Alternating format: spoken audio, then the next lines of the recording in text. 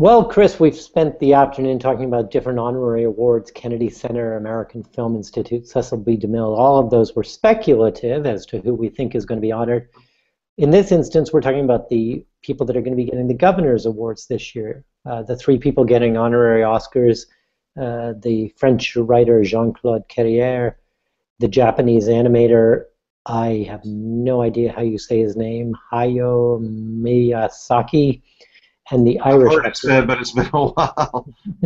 the Irish actress Maureen O'Hara, and then the Herschel is being given to actor, singer, activist Harry Belafonte. What do you make of this? What do you make of these various honorees? I certainly have pretty strong opinions about them, but I'll let you start us off. I have to start this. Well, I've chastised people in the forums over the years when people would be selected for any kind of a lifetime achievement. Go, you know, we can debate winners and losers on awards all day long, but you know, if somebody gets a life achievement award, don't dog them. I mean, don't, you know, that's a big moment in their lives, and here we are. And look, I don't begrudge any of these four for the careers they've had and the worthiness from a career standpoint. What I begrudge is the fact that it seemed like when we set up this event a few years ago, the Academy, that the main purpose to expand out and do, say, 3 or 4 of them a year was to make sure that people that had never won Oscars before, that was overcome, and even that even came about in part because when Sidney Poitier and Robert Redford got honorary Oscars. I believe it's kind of started after that point. So to have 2 out of the 4 be previous winners, it boggles my mind. Yeah, and that would be the writer and the animator. The writer won for a short subject about 50 years ago, and the animator won for Spirited Away. And in fact, he's got his last film, I think, is potentially in competition this year too. That's what he said, was that would be, and I'm sure that weighed into their you know, the factors of them selecting him. Now, what's interesting about this is the selection is by the Board of Governors. People can put forth names. The names are then voted on individually. And to be honored, you have to get support from at least half of those on the board. Now, the default is 3. This is when they came up with the Governor's Award. They said it would be 3. And for a 4th person to be honored, they had to get 2/3 of the vote. But every year that they've had this, except for 2011, there have been 4 honorees. The other thing that's interesting is this suddenly now with the Jean Herschel, the Humanitarian Award, which was not given out every year. But prior to Oprah getting it in 4 years ago, it had been given to Jerry Lewis at the 81st, to Sherry Lansing at the 79th, every couple of years. There had been 1 year where both Elizabeth Taylor and Audrey Hepburn were honored, but Audrey Hepburn was in ill health and, in fact, I think passed away before she received the honor. It's funny that now this seems to be an annual thing. Oprah Winfrey, Jeffrey Katzenberg, a real head-scratcher with Angelina Jolie last year, and now Harry Belafonte. Only because of her age. Well, I suppose with both Harry Belafonte and Oprah, I mean, this is the Motion Picture Academy. And with all due respect to both of them, I mean, we don't associate them with motion pictures. I mean, at that point, Oprah hadn't made The Butler, and now she seems she's going to make another picture about Richard Pryor, but I'm not quite sure that that's, especially with a non-televised event like the Governor's Award. Now, you're not doing it for ratings. You're going to fill up the room because it's now a must-stop on the campaign trail for the current Oscar contenders. So you don't even have to worry about that. So why you're giving it to people that aren't really associated with the motion picture industry? And I think there's a lot of people that do very good work that work primarily in the motion picture industry that could have gotten the Herschel, and certainly. Now, let's start with the honorees, for the people that are going to get the Oscar, the honorary Oscar. I mean, Maureen O'Hara, certainly, I mean, we were talking about this when the announcement was made, and of course I bring up Doris Day, and you said yes, yes, yes. But Maureen O'Hara has certainly been in her share of classics. So just run down, not run down, tout her. We'll run down some other people, but not her. Yeah. Well, you had, I mean, Miracle on 34th Street, Yeah. The Parrot Trap, which I know is not an Oscar movie, but it's a classic.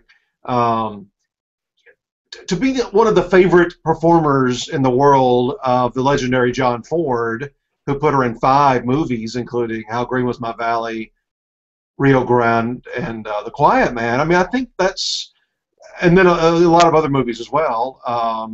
I just think that's a really strong career. Yeah.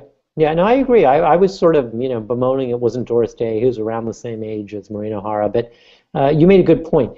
And I had been one of those people that was a stickler about, well, Doris had one nomination, Maureen O'Hara never did. And you seem to think that was okay, that she had never been nominated in Well, this what I had instance. said to you was, and this is the way I feel about this, especially now that there are 3 or 4 a year, is I don't the non-nominated factor doesn't bother me because that's not really under their control. You Right. may have had great films in your career, and just circumstances of that particular season, that particular cycle, you weren't nominated. And I mentioned to you, if they decide to give this to, say, like a Donald Sutherland in the next couple of years, I don't think anybody in the world would complain about that. And he, surprisingly, has never been nominated for an Oscar. And there's other people like him. They just, for some reason, just have not gotten the nomination. But it's interesting, these awards, and I'm just looking at who since they've gone to the Governor's Awards, to expanded the roster. It does feel a little bit like it's the different branches get their turn in the spotlight. When I think of, I mean, that some of the people that have been honored, um, it does sort of like, really, like when I think about Roger Corman, getting it in that first year, who's sort of a B movie maker at best. But But there's but I know why he was selected, and you do too. There's so many people in the Academy that owe their career to him. Not maybe quantity wise, but influential people that I Mhm. think that really helped him out. Yeah, yeah. So this year it feels like, I mean, the writers branch got their say, the animation branch got their say. Last year, Piero Tozzi, a costumer, was honored along with Steve Martin and Angela Lansbury. The year before, a documentarian was, as well as Hal Needham, who got his start as a stunt coordinator. Dick Smith, who's a makeup artist. It just, I guess what it is you sort of don't begrudge anyone this, but I do wish, and we focus primarily on the people in front of the camera, Doris Day or Jenna Rollins was a name that I think a lot of people in our forums were talking about. There's somebody who's been nominated a few times, done really interesting work, consistently good work over the years, worked with her husband, John Cassavetes, in pictures, now with And her. that to me right there is the key. And not that he would actually get it, but certainly in the course of a presentation to her in that evening, it would, that would come up. And I just think it would be a sideways way of honoring really one of the men that founded independent cinema. Mm-hmm, mm-hmm. But, with her Yes. husband being brought up so much during that tribute. Well, and what's sort of interesting, and again, just not to belabor the Doris Day point, because she doesn't travel much and she lives in Carmel, and uh, but that attendance doesn't seem to be an issue anymore. I mean, they gave it to Jean-Luc Godard, and he didn't show up. I mean, that was not a surprise. Nobody expected him to. Uh, in this instance, you've got a Japanese filmmaker, a French writer. I mean, Maureen O'Hara, I'm sure, wants to go, but lives in Ireland. I mean, you might well have a situation where, and Harry Belafonte, who's rather old as well, you could have a situation where none of them are there. They're none of them physically able to be there. And I don't know why that doesn't come up in a meeting like that. I mean, once you've made your phone calls and told people, they may have gotten commitments from those folks after the fact, but as you're sitting around, like last year was, I thought, just a perfect combination, because 3 out of the 4 were so well known that you were going to get great publicity. You were Mhm. going to get a lot of coverage. You were going to have a real buzzed room that night of people excited. Not just the honorees, but just people in general in the room. And here, I mean, I think they're going to be lucky to get 2 out of the 4. Yeah, Yeah. I don't. That would certainly enter my mind if I was. I don't know how this works either. I mean, somebody brings up a name, and they're obviously not going to. Anybody's going to submit a bad name. They're not going to say, let's give one to Pauly Shore. But in the course of that, I mean, if you're in a big room with people you respect and admire, do you knock them down? Do you say, I don't agree with that? I can't imagine that happening. No, I don't think so. And I think it's just one of those things that, I mean, I'm what's almost like you are. I think somebody says, maybe the chairman says, animators have not had a person selected in a long time. John Lasseter, do you have somebody you would like to put forward? Maybe they go in that kind of an order of the people that haven't been selected. And if they don't, or they don't have somebody that everybody can get behind, then maybe it goes to the next group. But I can virtually guarantee you next year, now that we've kind of got a pattern, I'm not predicting an animator and I'm not predicting a writer next year, because I think they've had their chance.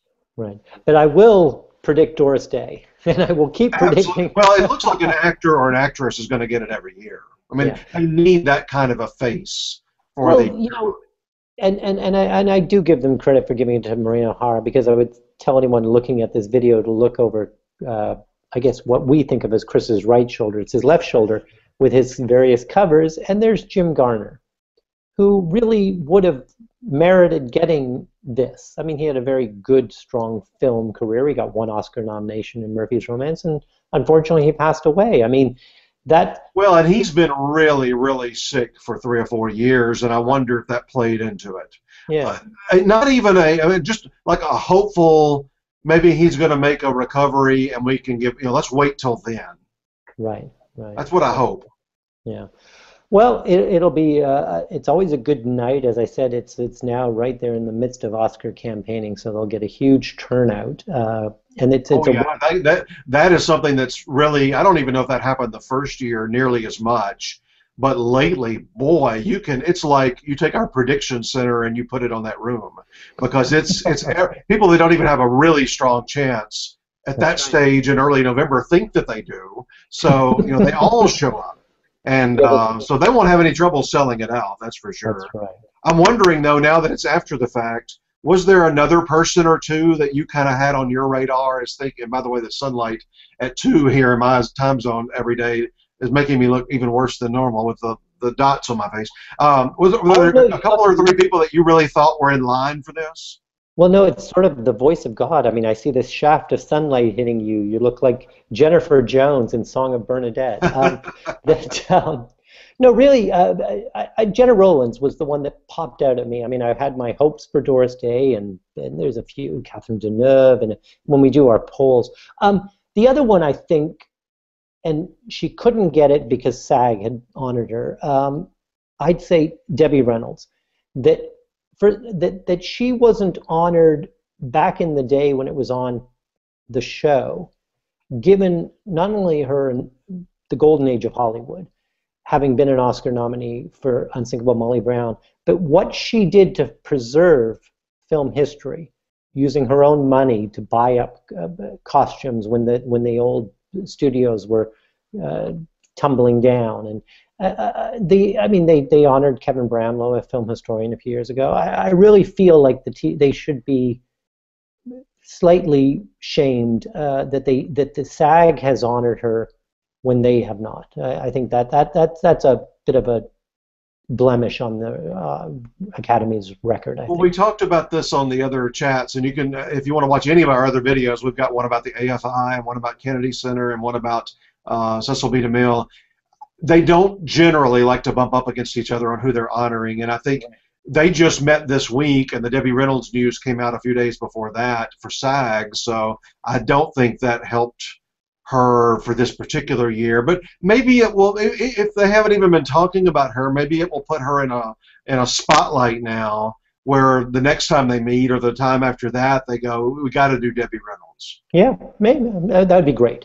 That'd be great. The ones that jumped out at me, if you'd said, put a little money on the side, I really thought that this might be Albert Finney, a multiple nominee, who has never, I don't think, shown up for an actual ceremony. But I read an article from him years ago, I think it was the Aaron Brockovich year, where he said, I don't want to go to any of these things where I have to sit there and wonder whether I'm going to win. He said, now, if I'm already told I'm won, I'll be glad to show up. I think he would attend.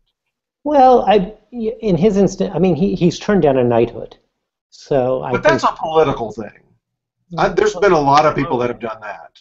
Well, okay, all right. Even, yeah, I know certain people that I could list off that have done that strictly because they don't like the monarchy, they don't like certain things about that, and they don't believe in that. And I don't personally. I love that whole system. I love when I see that knighthood list each year and dames list each year. But I don't begrudge somebody if that's the way they feel. But I think this will be different.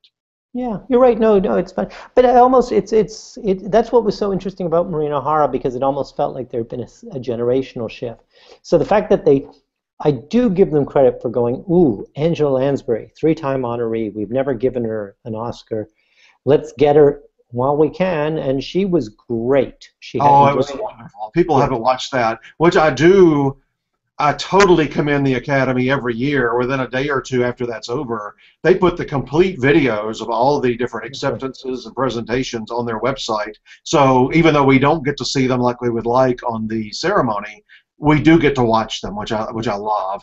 And I have to admit, as much as I hated this idea, it has allowed them to honor more people in a given year. And it does seem to be really allowing the presentations to breathe. Whereas on the live ceremony, it's got to be 5 minutes. Yeah. So the other ones I thought were James Ivory. I thought was very much in line for this. Somebody who's basically, I guess, retired and directed a lot of Oscar-related movies. And I'll tell you the person that's probably most glad that the animators and writers have gotten their say, because maybe cinematographers will rotate up next year and Roger Deakins might get this. Of course. Well, but I'm sure he would like to win one. Oh, I know he would, but he's also in an age range like Peter O'Toole, where I don't think the Academy nor he can say, let's keep putting this off. That's right. Well, we'll certainly be talking about the ceremony after the fact, and as I said, you can't ever make everyone happy. So in this instance, they certainly did better than they did last year. So that's in terms of the Herschel with Harry Belafonte as opposed to Angelina. I love Steve Martin and Angela Lansbury last year. Right. Yeah, no, I just meant on the Herschel. The Herschel, yeah. I mean, it was just too early. I mean, she does a lot of good work, but it was just too early. Yeah. I mean, really, I suppose, quite frankly, kudos for giving it to Harry Belafonte as opposed to, say, George Clooney. That's or Sean Penn. Yeah. So, all right. Well, thanks for contributing your thoughts, Chris.